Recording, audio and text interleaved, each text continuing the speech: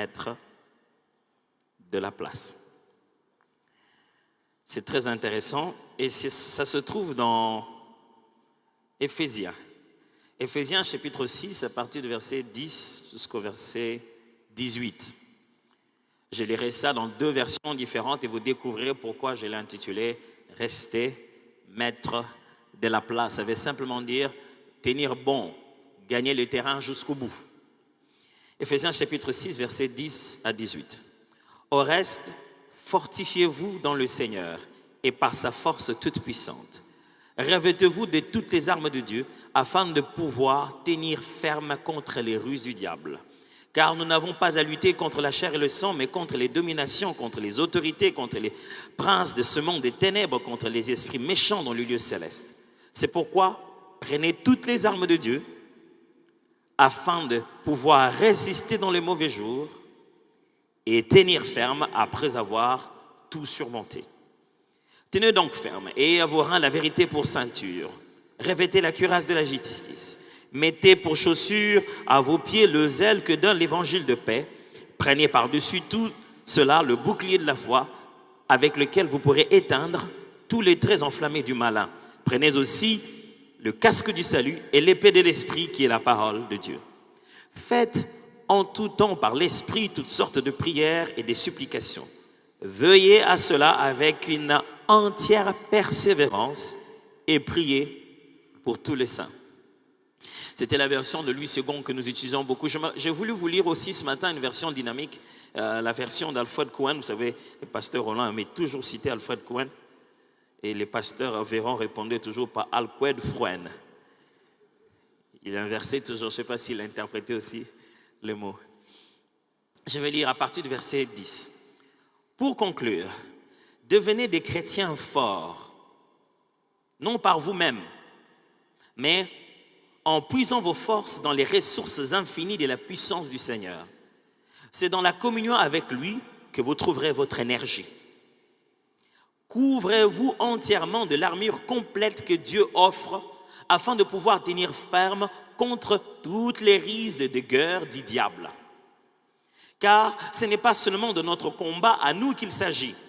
Nous n'avons pas à lutter uniquement contre notre nature terrestre, ni contre des simples ennemis mortels, mais contre les puissances occultes, contre une organisation spirituelle satanique, contre des dictateurs invisibles qui, dans les ténèbres, veulent contrôler et agir et régir notre monde, contre les légions des esprits démoniaques dans les sphères surnaturelles, véritables agents du quartier général du mal. Voilà pourquoi il faut endosser toute l'armure divine afin de pouvoir tenir bon aux mauvais jours et faire usage de tout l'équipement que Dieu vous offre et faire tout ce qui vous est possible. Si vous voulez repousser les attaques et remporter la victoire sur tous les ennemis et rester maître de la place. Soyez donc prêts au combat, debout et ferme. Que la vérité soit votre ceinture et la droiture devant Dieu et les hommes votre cuirasse. Chaussez-vous du zèle courageux que donne l'Évangile pour annoncer la bonne nouvelle du salut et la paix avec Dieu. Soyez toujours prêts à transmettre cette parole. En toutes circonstances, saisissez-vous de la foi comme d'un bouclier contre lequel viendront s'écraser toutes les flèches enflammées de l'adversaire. Prenez les casques du salut ainsi que l'épée de l'esprit, c'est-à-dire la parole et les promesses de Dieu. Demeurez en communion avec l'esprit par une prière persévérante, car l'efficacité de ces armes dépend d'une intercession qui ne se relâche point. Restez donc alertes et vigilants, attentifs aux occasions favorables, remplis de l'esprit, plaidant avec une insistance infatigable pour tout ce qu'il vous aura mis à cœur. Occupez vos veilles à crier à Dieu, à intercéder pour ses serviteurs. Belle version dynamique. Ça utilise beaucoup des termes qui sont les nôtres maintenant. Mettre de la place. C'est l'expression qu'Alfred Cohen utilise pour traduire l'idée qu'il y a dans « après avoir tout surmonté, restez ferme. Il parle ici d'une guerre spirituelle, je vais développer tout à l'heure, mais il dit après avoir vaincu, après avoir battu, après avoir repoussé l'adversaire, repoussé les attaques, il ne suffit pas de vaincre, il faudrait après cela entretenir cette victoire, la rendre permanente, l'installer et devenir maître de la place. Il ne faut pas juste renvoyer l'adversaire, il faut placer le flambeau et dire maintenant ça nous appartient. Il ne faut pas juste le ramener loin, mettre les dangers ailleurs, mais il faut déclarer possession du terrain. C'est de ça qu'il s'agit. Après ces 24 jours, eh bien, je me demandais qu'est-ce que je vais... On va dire aujourd'hui, j'étais tenté de prêcher le même message que l'année passée après les 18 jours. Je vous conseillerais vraiment de rentrer sur Internet et de le suivre encore. C'est un très bon message. Vraiment, si ce n'était que pour enseigner, j'allais enseigner cela.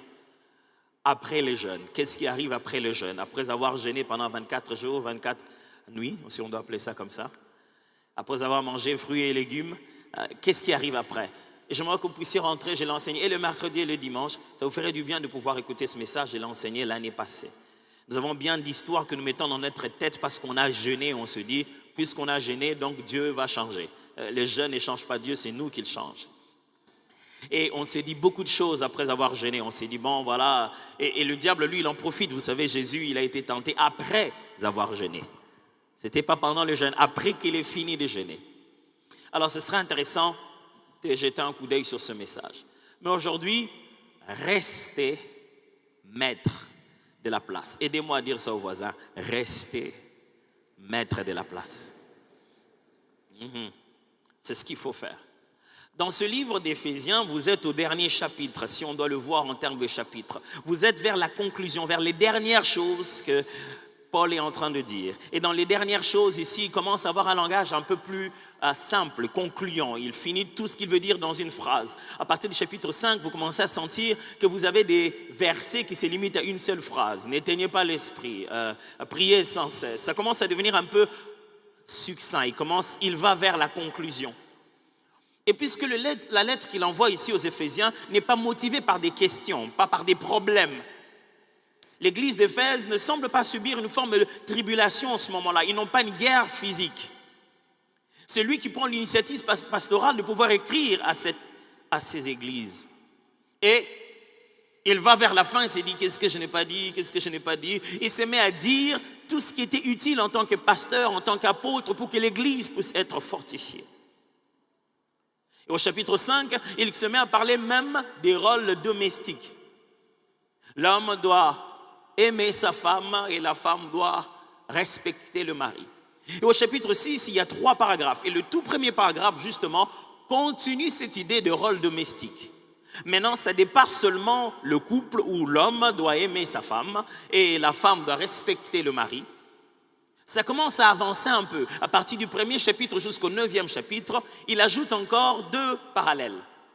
Si avant c'était juste l'homme et la femme, comme Christ et l'Église, maintenant il commence à parler de parents et des enfants.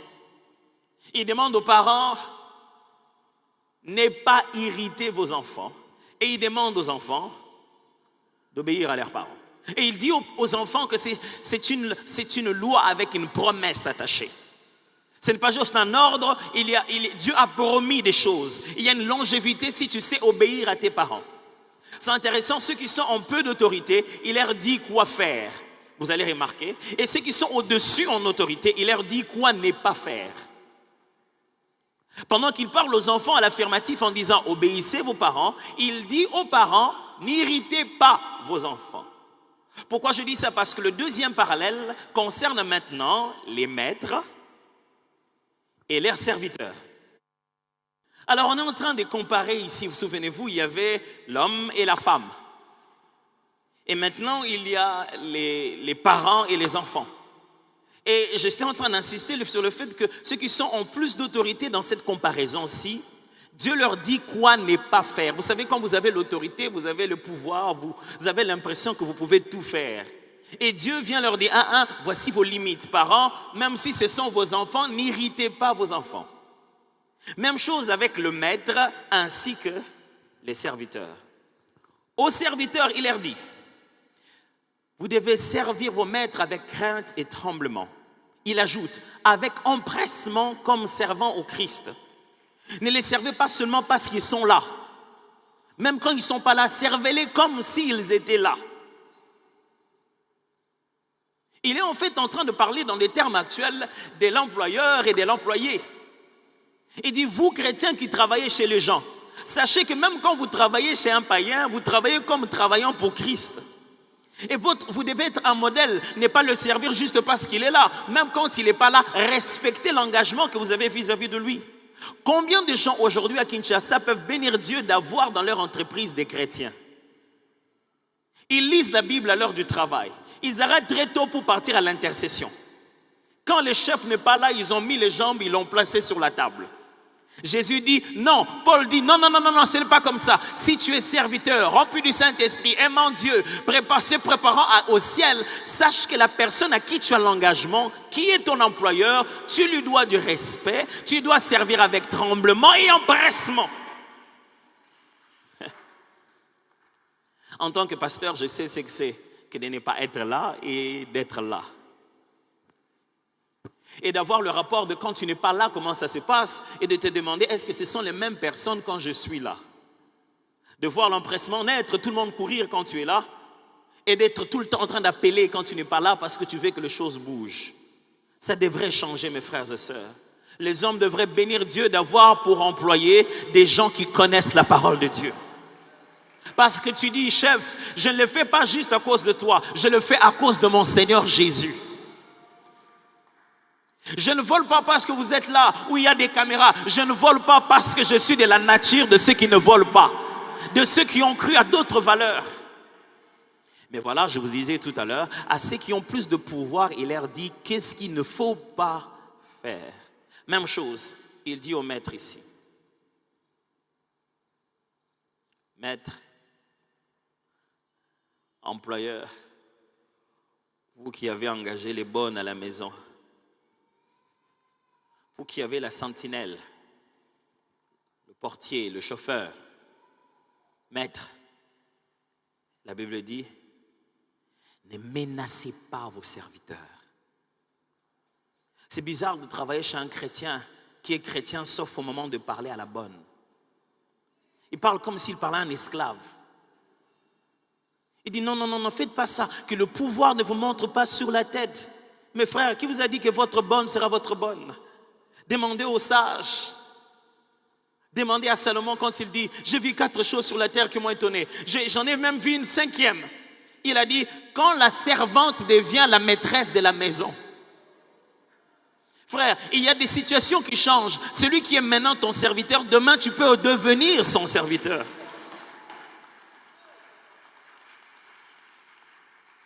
Très cher professeur de l'université, un jour je deviendrai le prof de ton fils. Alors faites attention. Ne menacez pas vos étudiants. Si je ne deviens pas son prof, je deviendrai son boss. C'est encore pire. Parce qu'après que tu aies dépensé tout l'argent à le faire étudier, c'est moi qui vais l'employer. Est-ce que vous avez envie que le jour où le patron entend le nom que vous avez donné à votre enfant, il dit, qui toi, Kaki? Tu es le fils de... Ah. Chaque fois qu'on lui dit tu es le fils de, même si on voulait le prendre, on ne le prend plus. Malgré qu'il est intelligent. Parce que quand son père était maître, il menaçait les gens avec qui il travaillait. Ne leur parlez pas comme si leur avenir est entre vos mains. J'ai entendu un prof qui a dit Dieu est au ciel, ici moi je suis Dieu. Alors si tu es Dagon, tu tomberas. Tu n'es pas Dieu, tu n'as pas le pouvoir des autres entre tes mains. Tu as juste un salaire à lui donner, des côtes à lui donner. Reste juste. Reste juste. Donne-lui 0 s'il a 0, il a mérité. Guide-le. Ne te réjouis pas à coller des 0. On ne colle pas des 0 aux gens. Ils doivent mériter 0. Et c'est une très mauvaise pédagogie que de pouvoir mettre des 0 aux enfants. Parce qu'ils ne sont pas 0. Ça veut dire que leur rendu du jour a donné cela comme erreur. Et ça doit vous déranger en tant que communicateur. Si vous venez dans cette église, vous dites, hey, bino ba pasteur, boté à terre, bino ba bon on a été, bino ba prof, botang sara, banda bino ba zoaka ba 0. Vous trouvez ça normal?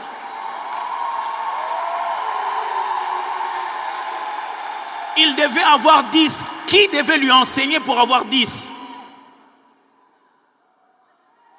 Si vous voulez que les membres de l'église se répandent, ils se transforment, vous pensez que je devais enseigner ça? Ok, c'est bon. Mais qui devait enseigner ceux qui ont eu 0?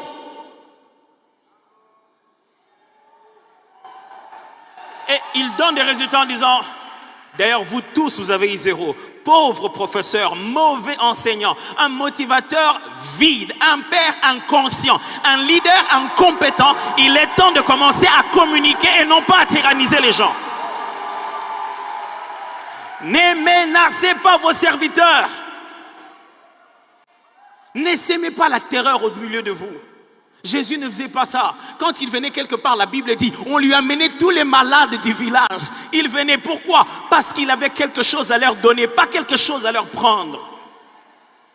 Pourquoi vous prenez à cette jeune fille parce qu'elle est votre bonne? Vous lui prenez même son avenir. Comme si parce qu'elle travaille chez vous, elle ne peut pas épouser un mari qui a plus d'argent, qui a plus... Qui vous a dit que votre bonne épousera aussi je sais pas, les lavandiers du voisin? La Bible dit à ceux qui ont plus de pouvoir, vous devez retenir votre main sur certaines choses. Parents, n'héritez pas vos enfants. Oh, vous ne savez pas ce que c'est. Allez dans ces pays qu'on appelle développés et regardez comment on justifie le moindre mal parce que les parents ont fait. Nous encore ici, on bénit les seigneurs, on dit à nos enfants deux fois, vous savez, nous on est comme ça parce qu'on nous giflait. Et quand on dit on est comme ça, c'est qu'on est bien. Mais eux là-bas, ils disent nous on est comme ça parce qu'on nous giflait. Quand ils disent comme ça, c'est qu'ils sont devenus tueurs en série.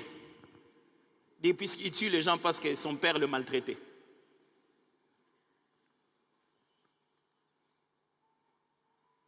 Vous faites mal au cœur de l'enfant. Ah, qui vous a dit qu'un enfant n'est pas un esprit, un être vivant? J'ai toujours eu l'habitude de dire, ce que vous appelez enfant, donnez-le au diable pendant 5 minutes. La façon dont il va massacrer la famille, donnez-le. Si vous pensez qu'il ne fonctionne pas encore, hein, il n'est pas encore en 100% en état, il n'est pas un être humain. Donnez-le à Satan pendant quelques minutes. Et vous le ramenez pour la délivrance, ça va devenir des problèmes de famille. Et vous pensez que quand vous parlez, c'est en l'air. Est-ce que vous ne vous souvenez pas de ce qu'on vous avait dit à vous? Si vous vous souvenez de ce qu'on vous avait dit, pourquoi vous pensez que ces enfants ne vont pas s'en souvenir? À vous qui avez plus de pouvoir, sachez retenir votre main et sachez retenir votre langue. Et c'est ce qu'il a dit au premier paragraphe. Le troisième paragraphe, il est beaucoup plus en train de conclure. Je vais revenir au second parce que c'est celui-là qui nous concerne. Au troisième paragraphe du chapitre 6 toujours, il demande humblement la prière. Une chose que je ne sais pas à cause de quoi et pourquoi à l'église nous on n'en a pas droit. Une chose que je ne sais pas depuis quand et qui a dit ça, que nous, prédicateurs, nous n'en avons pas droit. Il est possible qu'un fidèle vienne et s'assoie de l'autre côté de la chaise, me raconte ses histoires et ses problèmes, qu'il n'arrive pas à prier, qu'il a des problèmes dans sa famille. Et il s'attend que nous puissions prier ensemble. Mais s'il apprend que moi aussi je n'arrive pas à prier, j'ai des problèmes dans ma famille, il quitte l'église.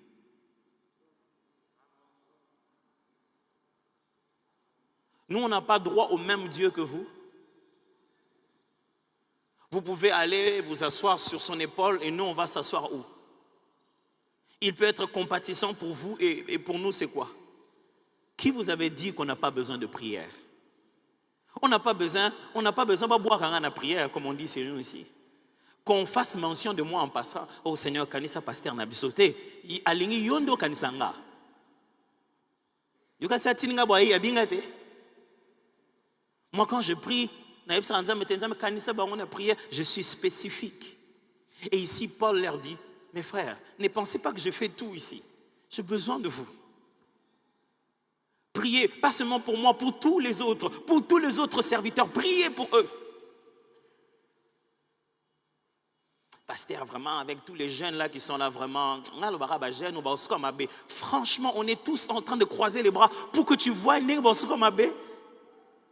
j'ai un nom pour ça. Sorcier, ça s'appelle de la sorcellerie. Sorcier. Si vous voyez les mâles venir et vous croisez les bras, c'est de la sorcellerie.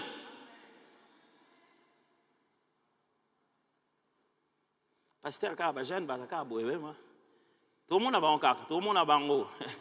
Franchement, et vous venez à l'église avec cette mentalité, j'aimerais déjà vous le dire comme Paul a dit, j'ai besoin de vos prières. Ma famille a besoin de vos prières. Les pasteurs de cette église veulent que vous parlez à Dieu pour qu'il reste sur la bonne voie. Ils gardent le courage de prêcher l'évangile et de vivre à l'intégrité, d'être ce qu'ils sont en train de vous demander d'être. Et on n'en a pas besoin en passant, on en a vraiment besoin. À tous les niveaux de cette église. Il leur dit qu'il leur envoie la lettre. Il leur cite le nom de celui qui va amener la lettre. Tichik, a-t-il dit. Pour Paul, au lieu de leur dire, venez me sortir de la prison, j'ai des problèmes ici. Pour Paul, la prison ne lui dit rien. Les chaînes n'empêchent pas l'évangile de continuer. Pour Paul, ce n'est pas là le problème. Pour Paul, le problème est ailleurs, dans le second paragraphe que nous avons lu ensemble. Pour Paul, le problème est ailleurs. Il n'est pas au niveau de ses chaînes, au niveau de la prison. Il est d'ailleurs bien là où il est. Ça ne les dérange pas. Ce qui les dérange est ailleurs. Ce qui les dérange est ailleurs. Ce qui les dérange est ailleurs. Et ce sont 5 choses qui sont, premièrement, une sphère de combat. Un niveau de combat. C'est comme ça que Cohen en parle. Sphère de combat. Les niveaux où se passe un combat. Deuxièmement, c'est la nature de l'adversaire. Avec qui, contre qui on se bat. Et troisièmement, c'est les armes appropriées pour le combat. Avec quoi on se bat. Et troisièmement, c'est la victoire.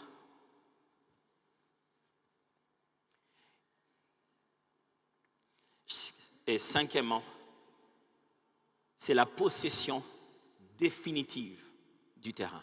Je disais, premièrement, c'est la sphère du combat. Deuxièmement, c'est la nature de l'adversaire. Troisièmement, ce sont les armes appropriées. Quatrièmement, c'est la victoire. Et cinquièmement, la possession définitive du terrain. Et c'est ce que ce paragraphe 2 est en train de nous dire. Dans le deuxième paragraphe, Paul s'est mis à décrire ces 5 choses dont je vous parle ici. Il a commencé à nous montrer quelle est la réalité de la prière continue dans la percée de l'évangile. Il montre comment si on reste dans la prière et si on se bat de la bonne manière, ça peut apporter une percée. Ça peut permettre au plan de Dieu de s'accomplir. Même quand on est loin, on peut être en train de prier et d'appliquer les principes qu'il dit et permettre à l'œuvre qui est même à distance de percer et de réussir dans un terrain où il y avait l'adversaire, de le bouter dehors et de prendre possession. On a un sérieux problème aujourd'hui en RDC, je vais revenir sur ça tout à l'heure. C'est que le chrétien, quand la Bible dit de faire une chose, et ils disent qu'ils le font. Quand la Bible dit de résister au diable, ils disent « je résiste au diable ». La Bible n'a pas demandé que tu dises que tu résistes au diable. La Bible a demandé que tu résistes au diable. Ce sont 2 choses différentes. C'est comme conjuguer le verbe courir avec action sans bouger ses jambes. Je me souviendrai toujours un jour, on devait être en 6e primaire. Et mon frère Sédou qui est là, je ne sais pas, à Tumbola Kibanani, j'arrive à la fin de cours. Or, le principe, c'était vraiment, comme on dit à Kinshasa, Moumemima qui a soit raté, Bunda raté. Parce que moi, je venais avec un polo de la maison, l'uniforme, on n'en avait qu'une. C'est ce que lui il portait et ce que moi je devais porter. Donc il ne devait même pas utiliser les stylos. Il y avait des jeux qu'il ne pouvait pas faire parce que l'uniforme était à usage multiple. Donc à la sortie de l'école, il prenait son uniforme parce que c'était le seul uniforme qui avait l'écusson de l'école, on n'en avait pas d'autre. Donc je n'avais pas le droit d'entrer. Donc je l'attendais tout bonnement dehors et il venait avec et moi je prenais et j'entrais. Ces jours-là, j'arrive, je le trouve, des gens en train de l'encercler, ils veulent se battre. Depuis cet âge-là, notre père, je ne sais pas qu'est-ce qu'il avait comme idée, il nous a envoyé chez un de nos oncles qui était parmi les fondateurs des arts martiaux qu'on appelait Mukumbusu. Un mélange de jiu-jitsu, de taekwondo, de karaté, de judo, ainsi de suite. Et un peu de catch congolais, parce que ça se mélangeait un peu. Et on était devenus déjà des fervents utilisateurs du tatami. Et donc, je vois les gens entourer Sédou. J'arrive. Qu'est-ce qu'il y a? Il y a un combat. Normalement, on enlève d'abord la chemise.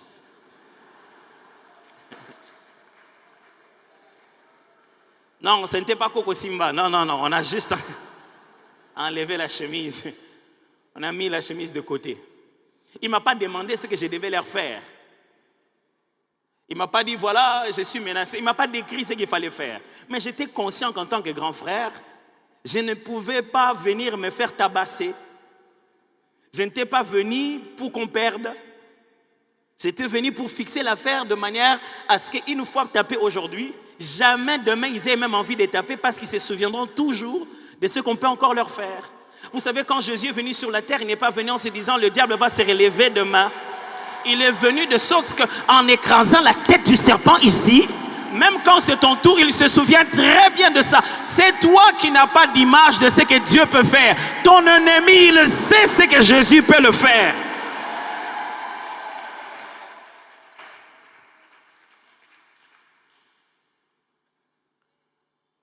Il a parlé des sphères de combat d'abord. Quelle est cette sphère de combat? Il y a deux sphères de ce combat qu'il parle ici. Premièrement, il y a le combat qui est au niveau charnel. Quand on parle, il dit que ce n'est pas un combat entre humains, ce n'est pas un combat avec notre propre corps. Il y a un combat qui est contre notre propre corps. Se battre avec gêner, manger, les plaisirs de la chair, discipliner cet homme par la présence de l'homme intérieur, par cette nouvelle nature. C'est pas ce combat-là.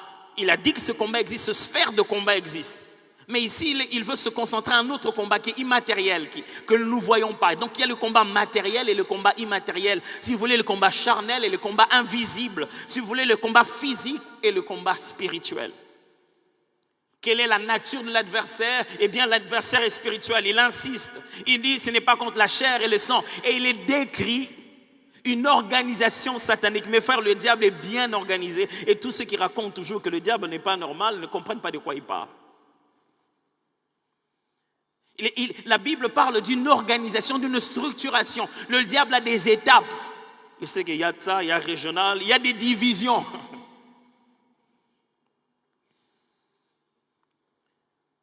Mais aussi, c'est telle sphère de combat, oui, c'est telle nature de l'adversaire, mais quelles armes il faut utiliser? Paul dit, il faut prendre toute l'armure. Il insiste sur la totalité. Revêtez-vous de toutes les armes de Dieu. Toutes, s'il vous plaît, toutes. Les chrétiens d'aujourd'hui vont au combat à moitié vêtus. Toutes les armes. Ce n'est pas parce que ton arme peut faire du mal que tu ne dois pas porter des gilets pare-balles. Ce n'est pas parce que le nom de Jésus est puissant que tu ne dois pas avoir de bouclier pour te protéger. Ce n'est pas parce que tu peux offenser que tu ne peux pas te protéger. Et du reste, quand vous étudiez cela, 99% de ces armes sont des armes défensives pour se protéger. Il n'y a qu'une seule arme qui est l'arme offensive pour attaquer le diable. Et nous, vous savez, on passe 99% de temps à attaquer. Dans un combat de boxe, si je dois revenir encore dans notre histoire, notre maître nous disait toujours que lorsque tu ne maîtrises pas bien ton adversaire, tu devrais apprendre à l'épuiser, à devenir si implacable, si impénétrable que tu vas perturber sa stratégie. Et c'est ce que Jésus et ce que Paul enseigne ici. Il dit, revêtez-vous de tout ce qui empêche l'ennemi d'entrer, qu'il aurait tellement tenté d'entrer qu'il s'est dit, mais finalement, comme ça, quand vous frapperez une seule fois, c'est fini. Mais vous savez ce que nous faisons? Nous sommes là à découvert. Notre Jésus est puissant, on va se battre, on va se battre.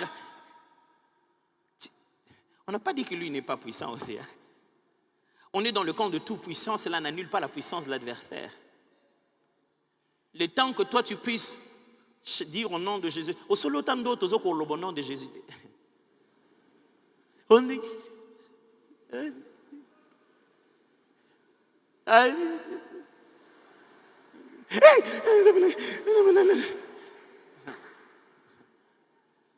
Alors, Paul enseigne ici une façon de faire. Et il parle de 6 armes: ceinture de vérité, casque de salut, cuirasse de la justice, chaussures de zèle d'évangile, bouclier de la foi et l'épée de l'esprit. Il dit aussi qu'en ce qui concerne la victoire, eh bien, elle est certaine. Il dit d'ailleurs qu'elle est certaine en Christ. Et il dit qu'après tout ça, il faut rester maître de la place.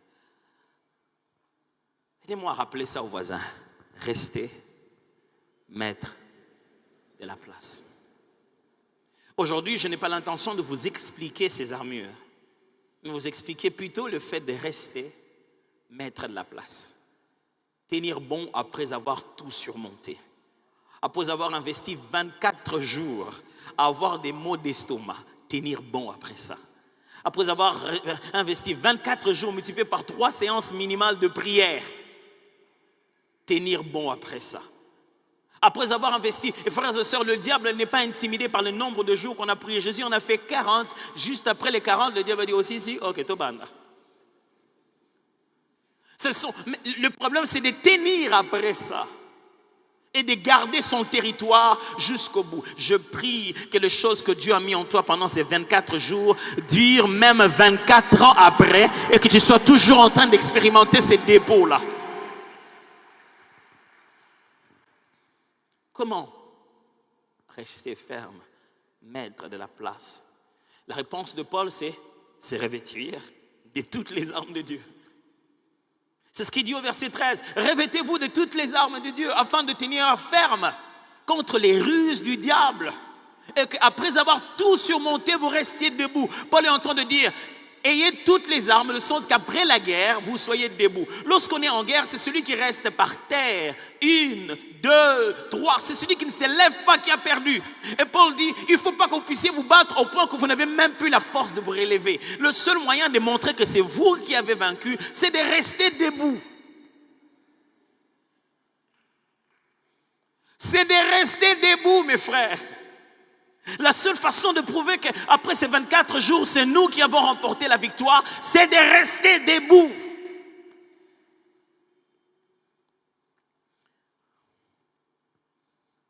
Jésus faisait la même chose. C'est comme ça qu'il est resté toujours vainqueur jusqu'à ce jour et qu'il a le nom souverainement élevé au-dessus de tout nom. Parce que la vérité, c'était tout ce qu'il disait. En vérité, je vous l'ai dit. Il disait, vous, votre père c'est le diable, c'est le père du mensonge. Il dit, moi je suis dans la vérité c'est la lumière. Vous n'aimez pas la vérité, vous n'aimez pas rester dans la lumière. Jésus c'est tout ce qu'il faisait, la justice de Dieu. Être juste devant Dieu, devant les hommes. Il était capable de dire, mon père m'exauce toujours parce que je fais ce qui lui plaît. Les gars, il est garanti de sa justice, qu'il anticipe les résultats. Il dit, bon en fait je ne prie pas pour moi, c'est pour vous. Normalement je sais qu'il va m'exaucer. Et il le conseillait, il disait, cherchez le royaume et la justice de Dieu. Jésus le faisait. Lui, les saluts, la bonne nouvelle, c'était tout ce qu'il était venu faire. Il était venu annoncer la bonne nouvelle. Il ne s'arrêtait pas d'annoncer la bonne nouvelle. Jésus, c'est ce qu'il faisait. Il avait le zèle de cet évangile, au point où il prenait même le fouet et chassait les gens de la maison. Il dit, le zèle de ta maison me dévore. Jésus, c'est ce qu'il faisait. Et la foi, quand il sèche un arbre, on lui dit, mais comment tu as fait ça? Il dit, la foi en Dieu. Si vous avez la foi, vous direz même à cette montagne. Il dit, je sais ce que... Il avait cette nature où, au fond de lui, rien ne pouvait être le contraire de ce qu'il a dit. Quand il s'est dit, bon, j'ai fini de prier, ils sont là-bas. Il ne voit même pas la différence entre le sol et l'eau. Il marche tout bonnement. Jésus, c'est ce qu'il faisait, lui.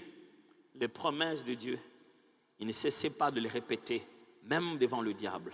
Il est écrit. Il est aussi écrit.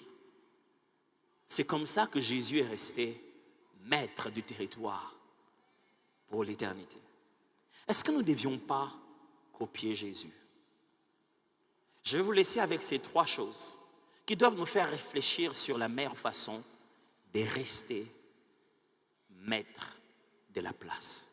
Je prie Dieu que là où tu es arrivé, tu ne baisses plus. Que la seule chose qui peut t'arriver après maintenant, ce soit monter et monter encore. Maître de ces niveaux de prière, maître de cette nouvelle réalité, maître de toi-même maintenant là. Que ça ne soit plus la chair qui te dirige. 1. Les armes de Dieu sont des valeurs et non de la prière. 1. Les armes de Dieu sont des valeurs et non de la prière.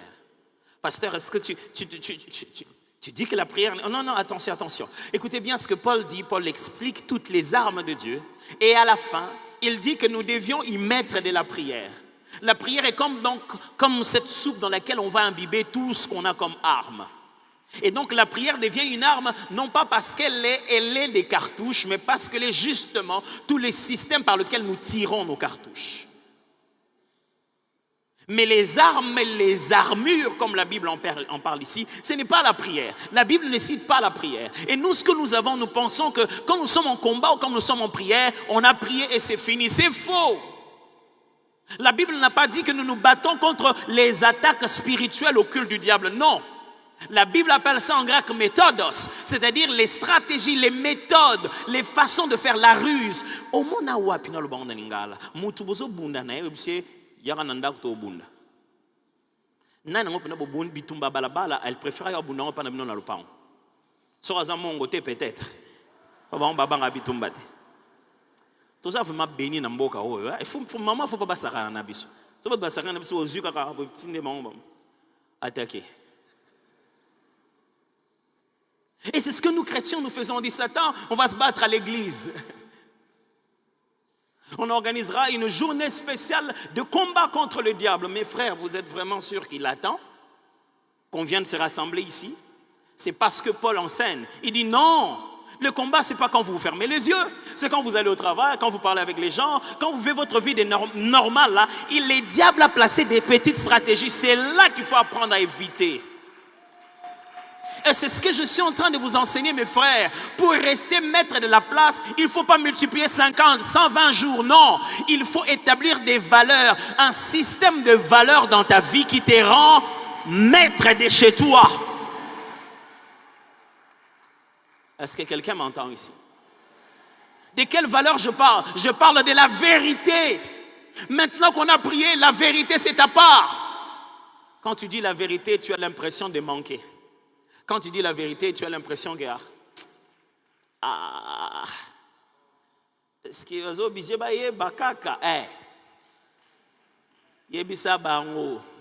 il faut dire la vérité. Quand tu ne sais pas dire la vérité, tu laisses des portions de ta victoire à l'adversaire. Vous savez ce que Jésus disait? Il dit, le prince de ce monde arrive et il n'y a rien de lui en moi. Oh, je prie Dieu que les membres de cette église soient capables de dire, patron, tous, vous pouvez même aller chez les féticheurs, vous ne trouverez rien de ce que vous avez dit là, chez moi. Je prie Dieu que les membres de cette église soient plébiscités comme Daniel, l'homme à l'esprit du Dieu supérieur. Cherchez-moi celui-là. Quand lui, il va en mission, tout le monde a clair. Je prie Dieu que vous devenez comme un Moïse. Quand vous êtes là, tout le monde peut traverser avec vous. Mais ce sont des valeurs, mes frères. Parce qu'il y a des jours où vous aurez tellement de travail que vous allez à peine dire, Seigneur, je te rends grâce, je te glorifie, au nom de Jésus, Amen. Ces jours-là, vous ne vous réveillez pas en perdant. Vous êtes toujours plus que vainqueur par celui qui vous a aimé. Et en ce jour-là, vous devez déployer la nature du vainqueur. Et c'est la vérité. Et c'est la justice. Et c'est la foi.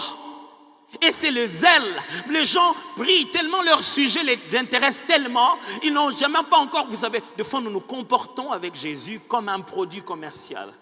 C'est-à-dire, depuis que toi-même tu as acheté l'antiseptique, comme tu n'as pas encore blanchi, c'est-à-dire, depuis que tu es en Jésus, tu te dis, comme je n'ai pas encore eu mes bénédictions, je ne parle pas de Jésus. Et Pierre dit, si vous avez goûté qu'il est bon, approchez-vous de lui. Si vous vous approchez de Jésus, ce que vous avez déjà goûté.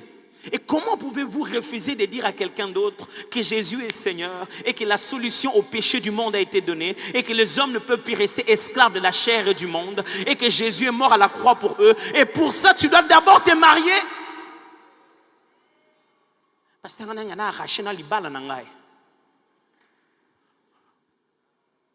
après les mariages, tu demanderas les enfants. Après les enfants, tu demanderas quoi encore? Et le zèle de l'évangile.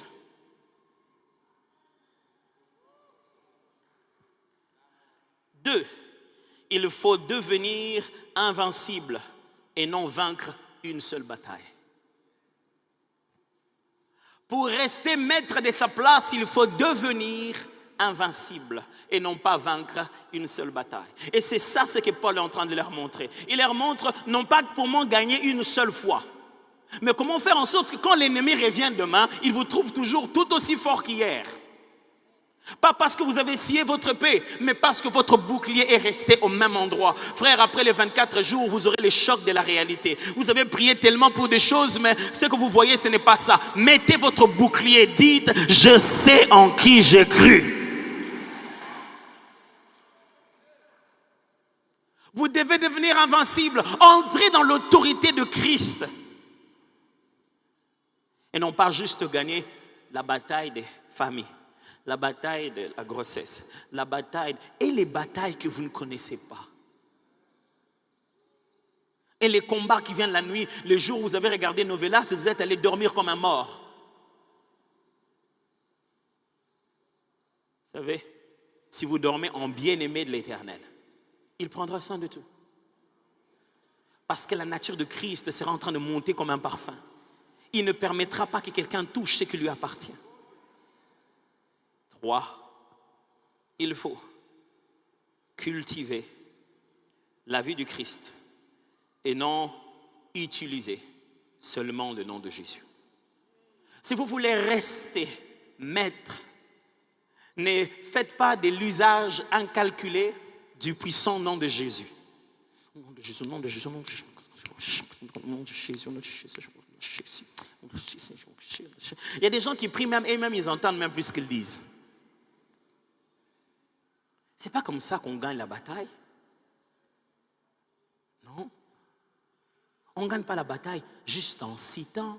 Je n'ai pas le temps. Pendant cette année, je prendrai beaucoup de temps pour vous parler de ces choses-là, de l'autorité du chrétien, de chasser les démons, toutes ces choses-là, pour qu'on puisse équilibrer cette affaire. Mais demandez aux fils de Sceva pourquoi ils ont cité et ça n'a pas marché.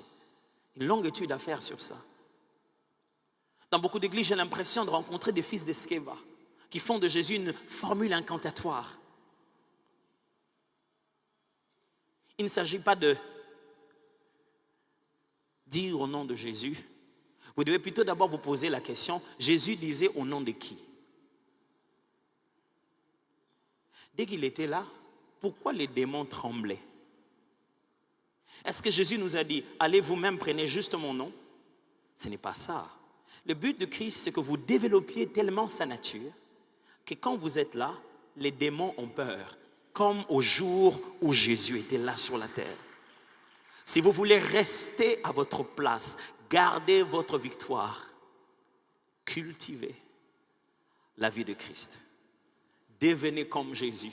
Jésus était amour et pardon. Il pardonnait quand il était encore sur la croix. Frère, ne changez pas votre cœur à cause du mauvais cœur des hommes. Laissez-les faire ce qu'ils font. Ton Rédempteur se lèvera même en dernier. Ne deviens pas comme eux. Reste ce que tu es. Deviens encore meilleur en Christ. Sois transformé en son image. Et j'ai une bonne nouvelle pour vous. La vision de cette église, c'est cultiver la vie de Christ.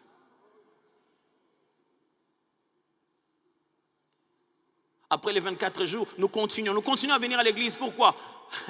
Pour cultiver la vie de Christ. Jusqu'à ce que Christ soit formé en nous, comme Paul le disait pour Timothée, qu'il soit pleinement formé en nous.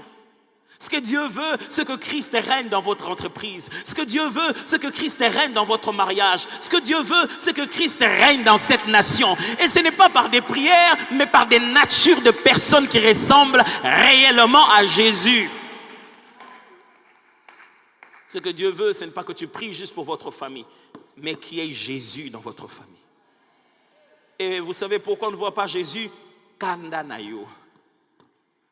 Tu es rapide en colère et riche en bêtises. Ce n'est pas biblique. Il fallait être lent à la colère et riche en bonté. C'est-à-dire, il y a des gens qui te dévancent. Ils se fâchent contre toi avant que tu te fâches contre lui. C'est-à-dire, c'est lui qui a mal fait. Pardon, pardon.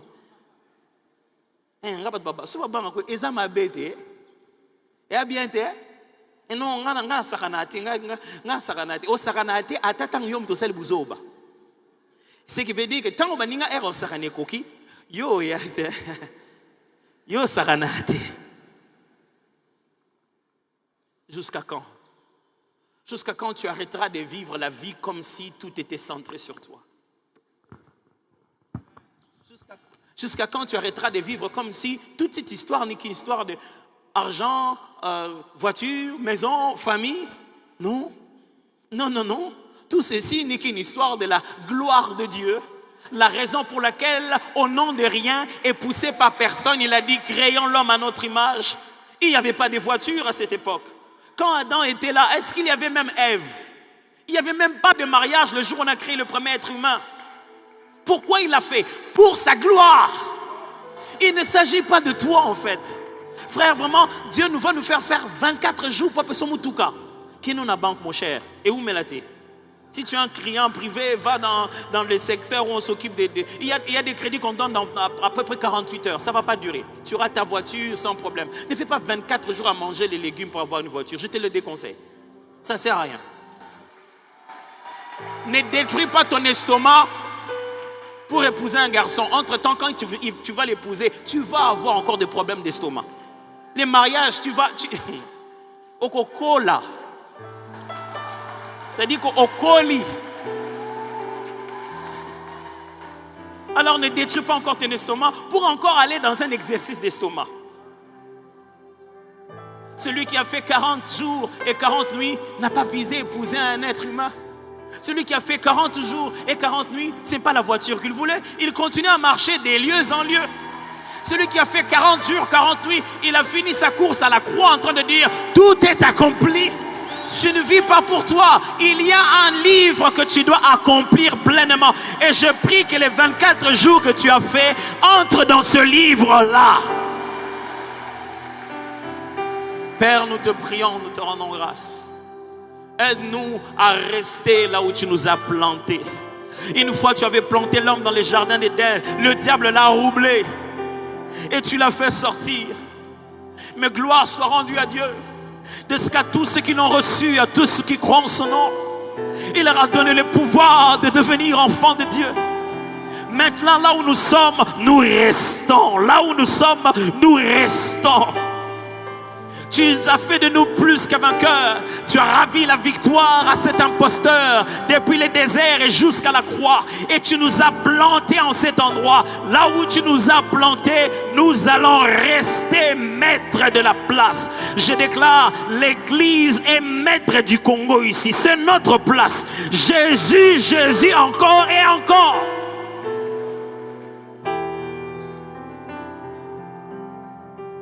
Je prie, je confesse. C'est une bonne nouvelle pour ma famille qui est de m'avoir comme serviteur. C'est une bonne nouvelle pour mes frères qui est de m'avoir comme enfant de Dieu. C'est une bonne nouvelle que mon entreprise puisse m'avoir comme enfant de Dieu. Parce que là où je suis, je reste maître de la place. Je ne permettrai ni au diable, ni aux hommes, ni aux puissances occultes de prendre place.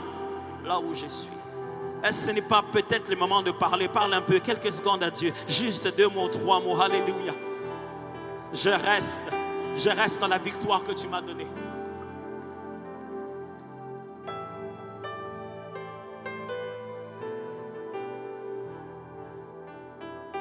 Je reste dans la victoire que tu m'as donnée. Je reste. Ici, c'est chez moi.